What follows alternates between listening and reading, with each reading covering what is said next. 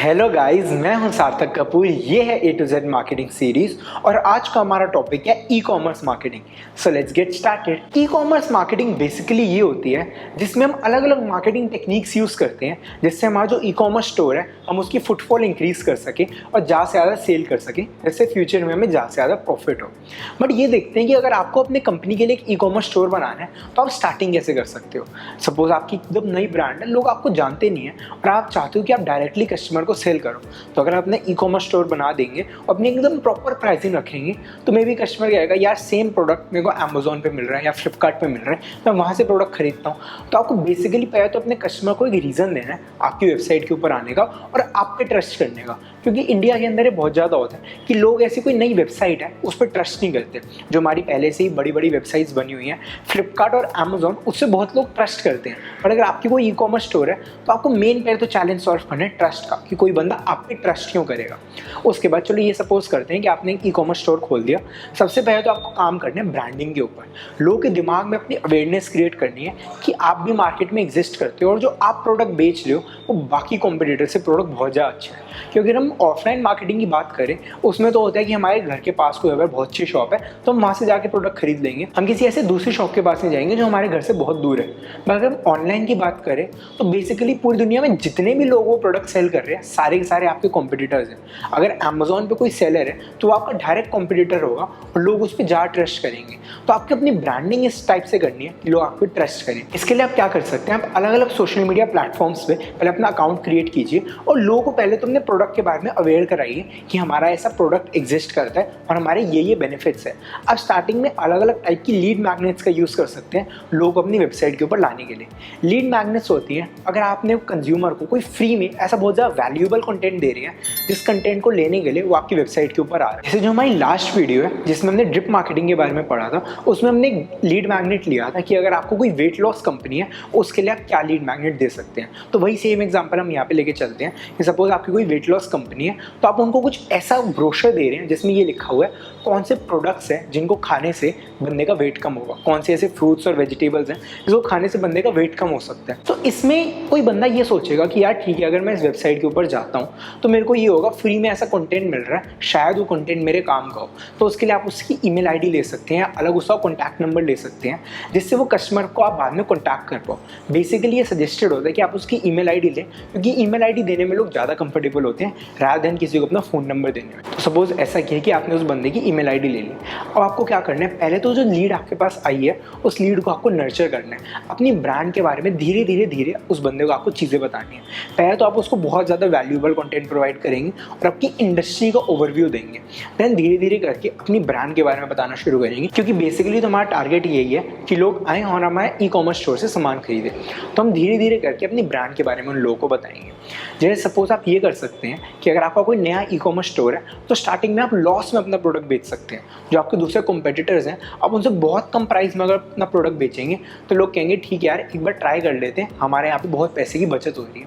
But आप कहेंगे यार लॉस में अपना प्रोडक्ट क्यों बेचें। आपको स्टार्टिंग में लॉस में अपना प्रोडक्ट इसलिए बेचना होगा क्योंकि जो दूसरे कॉम्पिटिटर्स हैं जैसे जो अमेजोन या फ्लिपकार्ट पर लिस्टेड है या जो बहुत पहले से खेल रहे हैं उनका एक मार्केट में ट्रस्ट बना हुआ है। आपको अगर स्टार्टिंग में अपना ट्रस्ट बिल्ड करना है तो अगर लॉस में प्रोडक्ट बेचेंगे तो ज़्यादा चांसेस है कि कंज्यूमर आपका प्रोडक्ट यूज़ करेगा और जैसे जैसे वो आपका प्रोडक्ट यूज़ करेगा वैसे वो आपके ऊपर ज़्यादा ट्रस्ट कर पाएगा। तो स्टार्टिंग में जितने भी ई कॉमर्स स्टोर्स खुलते हैं बहुत सारे ऐसे होते हैं जो लॉस में अपना प्रोडक्ट बेच रहे होते हैं।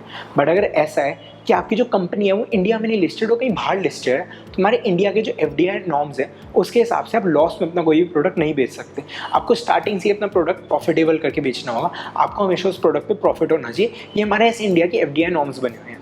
बट इन नॉर्म्स के लिए भी बहुत सारे हैक्स हैं। अगर आप ध्यान से इन पर रिसर्च करेंगे तो आपको हैक्स ऐसे मिल जाएंगे कि अगर आपकी कंपनी फॉरेन में लिस्टेड है फिर भी आप इंडिया में कैसे लॉस में अपना प्रोडक्ट स्टार्टिंग के अंदर बेच सकते हैं। तो हमारा फर्स्ट स्टेप तो हो गया अपनी ब्रांडिंग करने का, लोगों के दिमाग में अपनी अवेयरनेस क्रिएट करने का और लॉस अपना प्रोडक्ट बेचने का। देन धीरे धीरे करके हम क्या कर सकते हैं, कंज्यूमर जैसे जैसे हमारे ऊपर ज़्यादा ट्रस्ट करेगा वैसे अपने प्रोडक्ट का प्राइस धीरे धीरे करके हम बढ़ाएंगे जिससे हम ब्रेक इवन पे आ जाए और उसके बाद हम धीरे धीरे करके प्रॉफिटेबल होने की कोशिश करेंगे। जैसे फाइनली ऐसा हमारे पास एक ऐसा कंज्यूमर बेस रेडी हो जाए जो हमारे प्रोडक्ट ले भी रहा है और हमें प्रॉफिट भी हो रहा है। जितना हमें पहले लॉस हुआ हम उस लॉस को कवर करने की कोशिश करेंगे इस पॉइंट ऑफ टाइम में। तो चलो अब थोड़े हैक्स देखते हैं कि कैसे अपने ई कॉमर्स स्टोर की सेल्स और रेवेन्यू को इंक्रीज कर सकते हैं। तो जो हमारा फर्स्ट हैक है वो है क्रॉस सेलिंग करना और अपसेलिंग करना। अपसेलिंग होती है कि सपोज आपकी साइट पे कोई बंदा कोई प्रोडक्ट लेने आया हुआ है, तो आप अगर वो एकदम लास्ट स्टेप पे हो, कोई प्रोडक्ट खरीदने वाला है, तो आप उसको क्या कर सकते हैं, आप उसको ये दिखा सकते हैं कि इससे थोड़े से और प्राइस में बहुत ज़्यादा बढ़िया आपको प्रोडक्ट मिल रहा है। इसमें क्या होगा, जैसे सपोज आपने कोई एक प्रोडक्ट बेचा, उसमें जहाँ आपको प्रॉफिट नहीं हो रहा, बट आपके लास्ट स्टेप में आप अपने कंज्यूमर का कहेंगे कि दूसरा जो प्रोडक्ट है ना, उसमें आपको फीचर्स बहुत ज़्यादा मिल रहे हैं और प्राइस बहुत ज़्यादा नहीं बढ़ रहा। बेसिकली हमारी थिंकिंग ये होगी कि फर्स्ट जो प्रोडक्ट दिखा रहे हैं उसमें हमें थोड़ा सा लॉस भी होए तो ठीक है, बट जो हमारा बाद वाला प्रोडक्ट है उसमें हमें प्रॉफिट है। जैसे अगर इंडिया में हम कार कंपनीज़ की बात करें, तो कार कंपनी में पहले तो एक बेस मॉडल आता है, वो कहते हैं ये देखो इतने सस्ते में आपको कार मिल रही है, बट धीरे धीरे जैसे आप उसके फीचर्स देखोगे, जो आपको फीचर्स चाहिए, वो कहेंगे कि ये फीचर तो आपको टॉप मॉडल में मिलेगा, तो चलो आप टॉप मॉडल ले लो। तो इसमें बेसिकली क्या होगा, आप गए तो थे उस प्राइस के लिए, बट बाद में धीरे धीरे जाके आप टॉप मॉडल ले रहे हो, जिसमें जो उनको मेन प्रॉफिट है कंपनी को, वो टॉप मॉडल पे हो रहा है। जितना उन्होंने प्राइस इंक्रीज किया, मे बी उस हिसाब से उन्होंने फीचर्स इंक्रीज ना किए, बट बेसिकली वो क्या करेंगे, जो भी उनके पास कंज्यूमर आए बुलाएंगे तो उनका बेस मॉडल दिखा के बेचेंगे उनको टॉप मॉडल। तो ये होती है अपसेलिंग, जिसमें हम अपने बेटर क्वालिटी का प्रोडक्ट बेचते हैं तो ज़्यादा प्राइस का होता है। ऐसी सिमिलर होती है क्रॉस सेलिंग। क्रॉस सेलिंग क्या होता है, अगर सपोज किसी कस्टमर ने कोई एक प्रोडक्ट खरीदा, तो आप उसको कहेंगे कि ये जो दूसरा प्रोडक्ट है ये भी आपको रिकमेंड कर रहे हैं, ये दोनों अगर साथ में मिलकर आप यूज़ करेंगे तो ज़्यादा अच्छा होगा।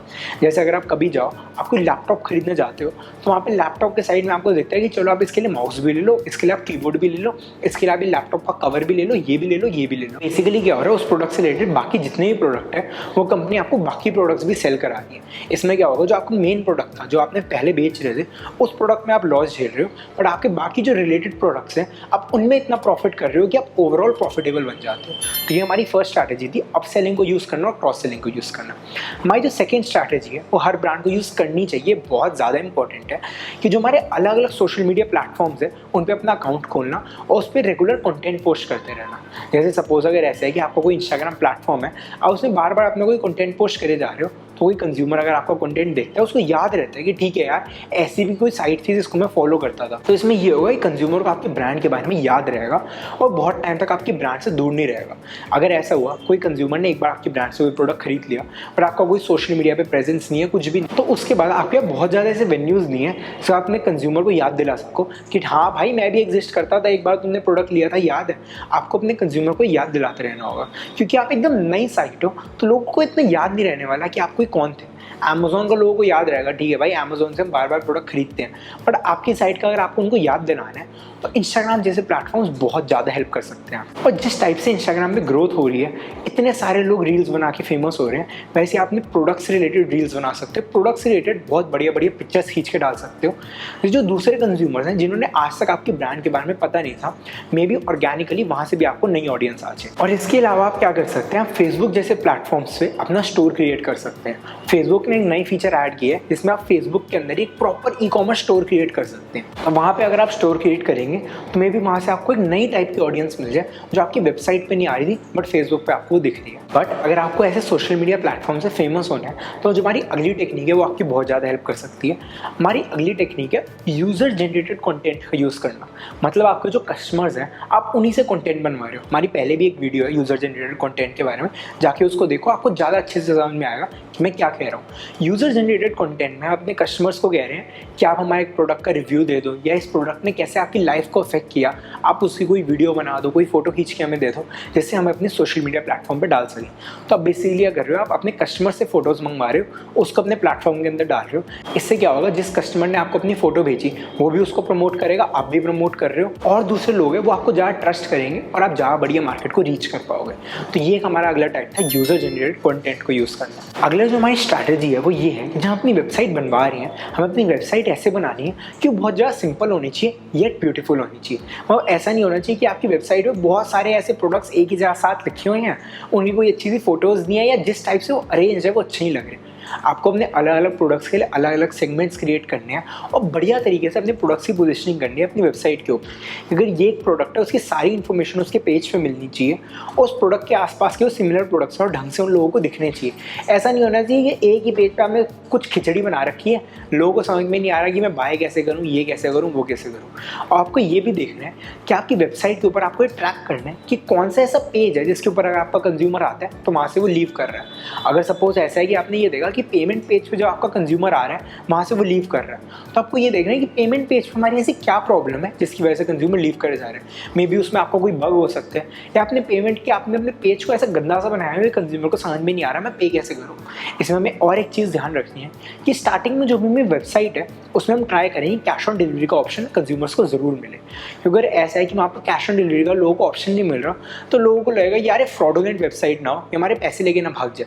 तो अगर आप कैश ऑन डिलीवरी का ऑप्शन देते हैं तो लोगों के दिमाग में ट्रस्ट डेवलप होता है कि ठीक है यार, जब हमारे पास प्रोडक्ट आएगा हमें तभी पैसे देने हैं, तो लोग एक सेफ फील करते हैं थोड़ा। तो आपको ये चीज़ सही से ध्यान रखनी है कहाँ से आपका कंज्यूमर आपको छोड़ के जा रहा है और आपका वेबसाइट का जो ओवरऑल UI UX है वो कैसा लग रहा है। और ये चीज़ और ध्यान देना कि भाई कैश ऑन डिलीवरी जरूर डाल रहे हो, क्योंकि नहीं डालोगे तो लोगों को ट्रस्ट डेवलप नहीं हो पाएगा कि आप एक्चुअली हो कौन। और जो हम अपनी वेबसाइट बना रहे हैं तो उसमें हमें ये भी ध्यान रखना है कि हम उसमें पर्सनलाइज चीज़ें ऐड कर रहे हैं। जैसे हमारी वेबसाइट हमें इस टाइप की बनानी है कि अगर एक बार हमारे कंज्यूमर ने हमसे कोई प्रोडक्ट खरीदा तो नेक्स्ट टाइम जब हमारी वेबसाइट पे विजिट कर रहा है तो उसको सिमिलर प्रोडक्ट्स वहाँ पे लिस्टेड दिख रहे हैं। उससे क्या होगा, उसके चांसेस बढ़ जाएंगे और दूसरा प्रोडक्ट भी खरीद लेंगे। तो हमें जो भी अपनी वेबसाइट बनानी है वो कंज्यूमर के पॉइंट ऑफ व्यू से बनानी है और जितना ज़्यादा हो सके पर्सनलाइजेशन उसमें ऐड करनी है।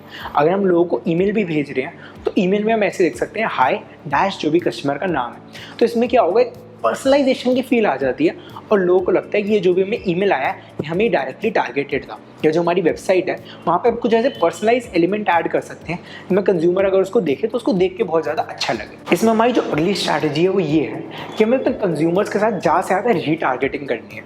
सपोज ऐसा है कि 100 लोग हमारी वेबसाइट पे आए बट 100 लोगों ने में से 20 लोगों ने हमारा प्रोडक्ट खरीदा, तो बाकी जो 80 लोग हैं हम उनको वापस से अपनी ऐड दिखा सकते हैं, वापस से उनको अपनी वेबसाइट के बारे में बता सकते हैं। क्योंकि अगर हम इनको कंपेयर करें बाकी दूसरे लोगों से तो इन लोगों को कुछ पता है हमारी वेबसाइट के बारे में, ये एक बार हमारी वेबसाइट पे आए हुए हैं। अगर कोई हमें नया कस्टमर लाना है तो हमें और ज़्यादा पैसे खर्च करने पड़ेंगे अपनी वेबसाइट के बारे में बेसिक उसको इन्फॉर्मेशन देने में। बट जो ये 80 लोग हैं हम इनको अगर रीटारगेटिंग करेंगे तो हमारा पैसा कम स्पेंड होगा और ज़्यादा चांसेस है कि हमसे प्रोडक्ट खरीदें। तो ये जो हमारी अगली स्ट्रैटेजी है इसको देखते हैं।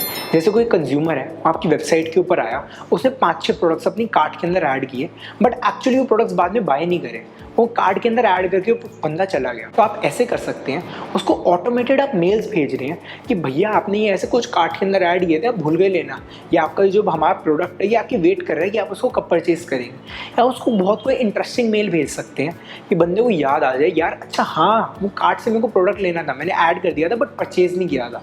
तो इससे भी क्या हो सकता है कि आपका जो रेवेन्यू है वो इंक्रीज़ हो सकता है, क्योंकि वो कंज्यूमर जिन्होंने कार्ट के अंदर प्रोडक्ट ऐड किया उनको पता है कि आप लोग क्या करते हो, आपकी वेबसाइट के बारे में उनको बेसिक इन्फॉर्मेशन है, तो आपका पैसा कम खर्च होगा बट आपको जो रेवेन्यू मिलेगा वो ज़्यादा मिलेगा। इसमें हमारा एक और ऐसी बहुत यूनिक सा तरीका है। सपोज ऐसा है कि आपको नया प्रोडक्ट लॉन्च करने वाले हैं, आप बेसिकली एक शू कंपनी है एंड आपका एक नया टाइप का शू मार्केट में आने वाला है।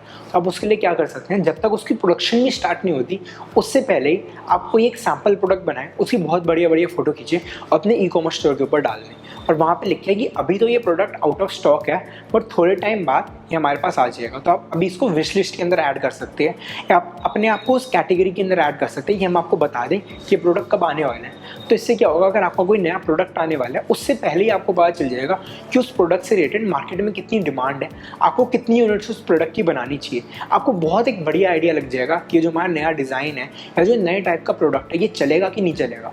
तो इससे आपके पैसे भी कम खर्च होंगे, तो आपको अपने फ्यूचर के बारे में भी बढ़िया सा आइडिया मिल जाएगा कि ये प्रोडक्ट अच्छा है कि नहीं अच्छा, हमें इसको बनाना चाहिए कि नहीं बनाना चाहिए। तो गाइस आज के लिए इस वीडियो में इतना ही। मैं आपको जितनी अलग अलग टाइप की ई-कॉमर्स स्ट्रैटेजीज बताई हैं, आप बताइए कि आप अपने वेबसाइट के लिए कौन सी स्ट्रैटेजी का यूज़ करना सबसे ज़्यादा पसंद करेंगे और आपको क्या लगता है ऐसी कौन सी स्ट्रैटेजी है जो आपके लिए सबसे ज़्यादा बेनिफिशियल होगी। Thanks a lot guys.